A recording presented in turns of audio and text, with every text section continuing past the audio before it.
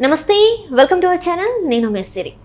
ఆంధ్రప్రదేశ్లో వైఎస్ షర్మిల గారికి బలం పెరుగుతుంది. అంటే రోజు రోజుకి కాంగ్రెస్లో చేరుతున్న ఎమ్మెల్యేలు ఎక్కువ శాతం పెరుగుతున్నారు. అయితే ఇదే ఇప్పుడు జగన్మోహన్ రెడ్డి గారికి తలనొప్పిగా మారిందా? సో ఈ అంశాన్ని మనకు వివరించడానికి మనతో పాటు ఉన్నారు Jai Bharat National Party official spokesperson Chiranjeevi Nayak garu. నమస్కారం సార్. నమస్తే. జై భారత్ అండి. సార్, ఇప్పుడు చూస్తుంటే ఆంధ్రప్రదేశ్లో మళ్ళీ కాంగ్రెస్కి అంటే లైక్ జవసత్వాలు వచ్చినట్టు అనిపిస్తుంది. అంటే షర్మిల గారు రాకముందు కాంగ్రెస్ లేనట్టు అనిపించింది, కానీ ఇప్పుడు సడన్గా ఎమ్మెల్యేలంతా కూడా తన వైపు వెళ్తున్నట్టు, అంటే కాంగ్రెస్ వైపు మళ్ళీ చూస్తున్నట్టు అనిపిస్తుంది. సో ఇదంతా కూడా జగన్మోహన్ రెడ్డి గారికి కొత్త తలనొప్పిగా అనుకోవాలా, లేకపోతే ఎలా చూడాలి సార్? అంటే రీసెంట్గా నరేంద్ర మోదీ గారు ఏపీకి వచ్చి ఒక బహిరంగ సభలో చెప్పారు, ఆంధ్రప్రదేశ్లో 4 పార్టీలు 2 కుటుంబాలు నడుపుతున్నాయి అనేసి.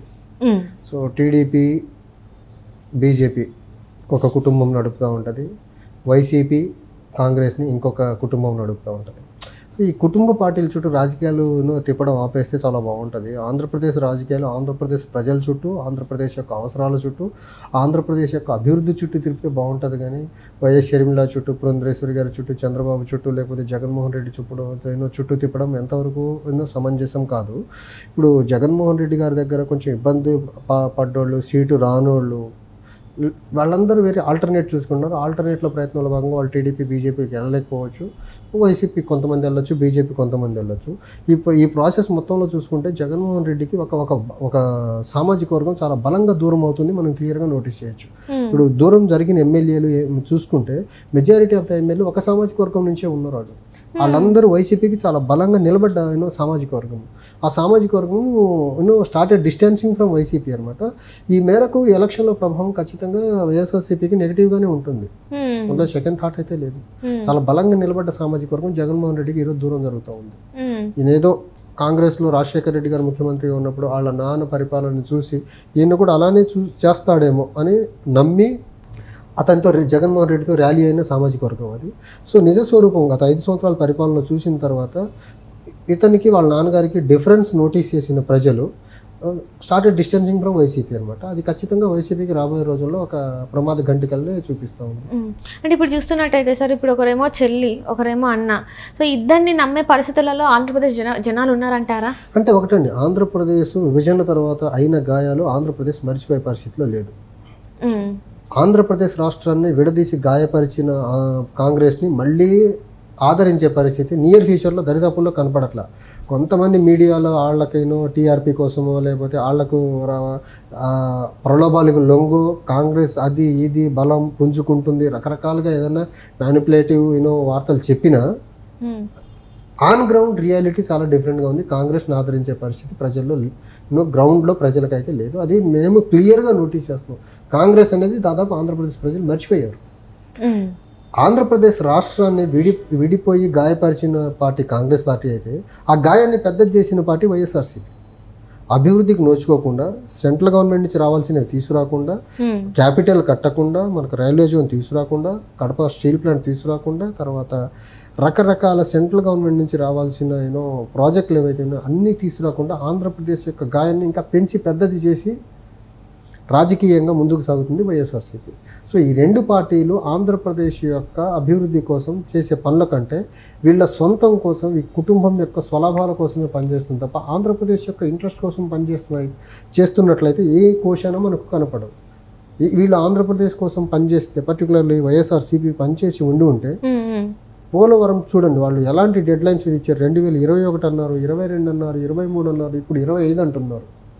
పోలవరం అసలు ఎక్కడ ఆగిందో కూడా వాళ్ళకి తెలియదు. అసలు మనకు రాజధాని విషయానికి వచ్చేసరికి ఎన్నికలకు ముందు రాజధాని అమరావతిలోనే ఉంటుంది, ఇల్లు ఇక్కడే కట్టుకున్నానని చెప్పారు. పవర్లోకి వచ్చిన తర్వాత 3 రాజధానులు అన్నారు. 3 రాజధానులు అన్న వ్యక్తి 3 ప్రాంతాల్లో 3 ఇటుకలు పెట్టలేదు. పెట్టకపోగా హైదరాబాద్ ఉమ్మడి రాజధానిగా ఉంటే బాగుంటుంది అంటారు ఆయన. అంటే చూడండి ఎంత కేర్లెస్, ఎంత ఇర్రెస్పాన్సిబుల్ పీపుల్ పవర్లో ఉన్నారు. వీళ్ళకి ఏమాత్రం రాష్ట్రం యొక్క దాన్ని ఏమంటారు అభివృద్ధి పరంగా కానీ ఆ రాష్ట్రం యొక్క సంక్షేమం వీళ్ళకి పట్టదు.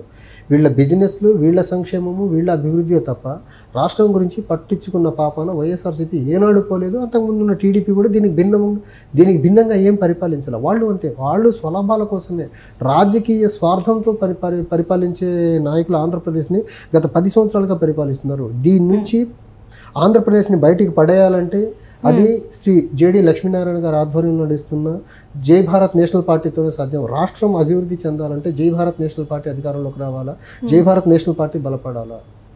జై భారత్ నేషనల్ పార్టీ ఒక ప్రధాన భూమిక ఆంధ్రప్రదేశ్ రాజకీయాల్లో పోషిస్తే తప్ప ఆంధ్రప్రదేశ్ అభివృద్ధి పరంగా ముందుకెళ్లే పరిస్థితి లేదు.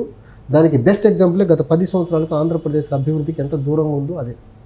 అంటే ఇప్పుడు మన చంద్రబాబు నాయుడు గారు ఇక్కడ ఎంతైతే డెవలప్ చేశారో ఆంధ్ర విడిపోయినా కూడా అక్కడ అంతా డెవలప్ చేస్తారు అనుకున్నారు ఆంధ్రప్రదేశ్ ప్రజలు. కానీ ఎందుకు ఆ డెవలప్మెంట్ అనేది అంటే ఒకటండి, ఇక్కడ ఇక్కడ హైదరాబాదే డెవలప్ అయింది, తెలంగాణ మొత్తం కూడా ఆయన టైంలో డెవలప్. హైదరాబాద్ అంటే ఆయనకు అన్ని కలిసి వచ్చినాయి. ఎల్పిజి రిఫార్మ్స్ కానివ్వండి, తర్వాత కొయిలేషన్ గవర్నమెంట్లో వీళ్ళు బయట నుండి మద్దతు ఇవ్వడం వల్ల వీళ్ళు అడిగిందల్లా సెంటర్ నుంచి సపోర్ట్ అప్పుడు ఎన్డీఏ గవర్నమెంట్ ఇవ్వడం కానివ్వండి, అవన్నీ కలిసి వచ్చినాయి. కలిసి వచ్చిన తర్వాత వచ్చిన కాంగ్రెస్ గవర్నమెంట్ కూడా ఆ పాలసీని యాజ్ ఇట్ ఈస్గా ముందుకు తీసుకెళ్ళగలిగింది. ఒక ఇండస్ట్రియల్ అడ్వాన్స్మెంట్కి కావాల్సిన ఎకో సిస్టమ్ని ప్రొవైడ్ చేయగలిగిన సక్సెసివ్ గవర్నమెంట్స్ అన్ని 2014 వరకు. ఆ ప్రాసెస్లో అన్ని సక్సెసివ్ గవర్నమెంట్స్ ఒక కోఆర్డినేషన్తో పనిచేశాయి కాబట్టి హైదరాబాద్ ఈ రకంగా డెవలప్. ఆంధ్రప్రదేశ్ విషయానికి వస్తే ఈయన మద్దతుతో నడవాల్సిన అవసరం అక్కడ బీజేపీకి లేదు, ఆల్ బీజేపీ వాళ్ళు కావాల్సిన మద్దతు ఇవ్వలేదు. నంబర్ 1. నంబర్ 2, ఈయన 5 సంవత్సరాల్లో ఓడిపోయారు. ఓడిపోయిన తర్వాత వచ్చిన గవర్నమెంట్ ఈయన పాలసీస్కి భిన్నమైన పాలసీతో ముందుకెళ్తుంది. రేపు ఇప్పుడు ఏ పాలసీస్ అయితే గవర్నమెంట్ వెళ్తుందో చంద్రబాబు నాయుడు గారికి వస్తే ఈ గవర్నమెంట్కి పాలసీస్కి భిన్నమైన పాలసీతో ఈయన వెళ్తాడు. ఇలా విభిన్న పాలసీలతో ముందుకెళ్తే గవర్నెన్స్ అనేది ఒక కంటిన్యూస్ ప్రాసెస్. పార్టీలు మారచ్చు, ప్రభుత్వం అదే, పాలసీ ఒకటే ఉండాలా. కానీ వీళ్ళు ప్రభుత్వం మారిన ప్రతిసారి పాలసీలు మార్చుకుంటూ వెళ్తే అసలు ఇన్వెస్టర్స్ కాన్ఫిడెన్స్ని వీళ్ళు ఎక్కడ నిలబెట్టుకుంటారు? అసలు ఇన్వెస్టర్స్ ఏ బేసిస్ మీద ఆంధ్రప్రదేశ్కి వచ్చి ఇన్వెస్ట్మెంట్స్ పెడతారు? కంటిన్యూటీ, పాలసీలో కంటిన్యూటీ లేకుండా, గవర్నెన్స్లో కంటిన్యూటీ లేకుండా, గవర్నెన్స్లో ఒక సాలిడ్ ఒక స్టెబిలిటీ లేకుండా ఎవరన్నా ముందుకొచ్చి ఎలా ఇన్వెస్ట్ చేస్తారు ఆంధ్రప్రదేశ్లో? మరి ఇప్పుడు ఈ కూటమి ఉంది, వైసీపీ పార్టీ ఉంది, మళ్ళీ కాంగ్రెస్ పార్టీ కూడా అక్కడ వస్తుంది. సో ఈ 3 పార్టీలే కాదని మరి కాంగ్రెస్ పార్టీ గెలిచే అవకాశం ఉందంటారా? ఏంటంటే ఏ 3 పార్టీలు కాకుండా ఇప్పుడు ఏదైతే ఇప్పుడు కూటమితోని బీజేపీ, జనసేన, టీడీపీ ఉంది, అట్లానే వైసీపీ ఉంది. మరి ఈ పార్టీలు కాదని ప్రజలు మరి కాంగ్రెస్ కోటేసి చెప్పాను కదా, కాంగ్రెస్ అనేది ఆంధ్రప్రదేశ్ ప్రజలు మర్చిపోయారు. నియర్ ఫ్యూచర్లో కాంగ్రెస్ అనేది ఆంధ్రప్రదేశ్లో అసలు కనపడే ఛాన్సే లేదు. రిప్రజెంటేషన్ మళ్ళీ జీరోనే ఆంధ్రప్రదేశ్లో. వాళ్ళు ఆంధ్రప్రదేశ్ని విభజించి ఆంధ్రప్రదేశ్ తాలూకు ప్రజల యొక్క సెంటిమెంట్కి భిన్నంగా రాష్ట్రాన్ని విడగొట్టారు. అది ప్రజలు ఈ రోజుకి మర్చిపోలేదు, ఇంకా మర్చిపోరు కూడా నియర్ ఫ్యూచర్లో. సో ఆంధ్రప్రదేశ్ చట్టసభల్లో ఆంధ్రప్రదేశ్ తరఫు నుంచి కాంగ్రెస్ రిప్రజెంటేషన్ అనేది మళ్ళీ జీరోనే. కనీసం వార్డు మెంబర్ కూడా కాంగ్రెస్ వ్యక్తి గెలవని పరిస్థితి. సో ఈ వచ్చే ఎన్నికల్లో మాత్రం కాంగ్రెస్కి ఇంకా ఇప్పుడే కాదు ఇంకెప్పటికీ లేదు అంటారు అక్కడ. నియర్ ఫ్యూచర్లో కాంగ్రెస్కి ఫ్యూచర్ లేదు ఆంధ్రప్రదేశ్లో. దేశంలో కూడా అదే పరిస్థితి కదా పార్టీది. కానీ బెంగళూరులో, ఇక్కడ కర్ణాటకలో, ఇక్కడ తెలంగాణలో గెలిచింది కదా. అంటే కర్ణాటకలో కాంగ్రెస్, తెలంగాణలో గెలిచిందంటే ఇక్కడ స్థితిగతులు వేరు, ఆంధ్రప్రదేశ్ స్థితిగతులు వేరు కదండి. మీరు ఆంధ్రప్రదేశ్ని వెన్నుపోటు పొడిచారు. ఆంధ్రప్రదేశ్ నుంచి కాంగ్రెస్కి ఎప్పుడు కావాల్సిన ఎమర్జెన్సీ టైంలో దేశం మొత్తం ఒక రకమైన తీర్పిస్తే లోక్సభలో వాళ్ళకి కావాల్సిన లీడర్ ఆఫ్ అపోజిషన్ స్టేటస్ రాగలిగేలా చేసింది ఆంధ్రప్రదేశ్. అలాంటి ఆంధ్రప్రదేశ్ని మీరు కోసేసి 2 ముక్కలు చేసేస్తే ఆంధ్రప్రదేశ్ ప్రజలు ఎలా ఆదరిస్తారనుకుంటున్నారు చూడండి. ఎమర్జెన్సీ టైంలో మీకు ఎల్ఓపి స్టేటస్ వచ్చేదానికి సహకరించిన ఆంధ్రప్రదేశ్ని విడగొట్టిన తర్వాత మీకు లోక్సభలో 2014లో కానీ 2019లో కానీ మీకు లోక్సభలో అపోజిషన్ స్టేటస్ వచ్చేదానికి రావాల్సిన సీట్లు కూడా రాలా. అది కాంగ్రెస్ పార్టీ దౌర్భాగ్యం దేశవ్యాప్తంగా.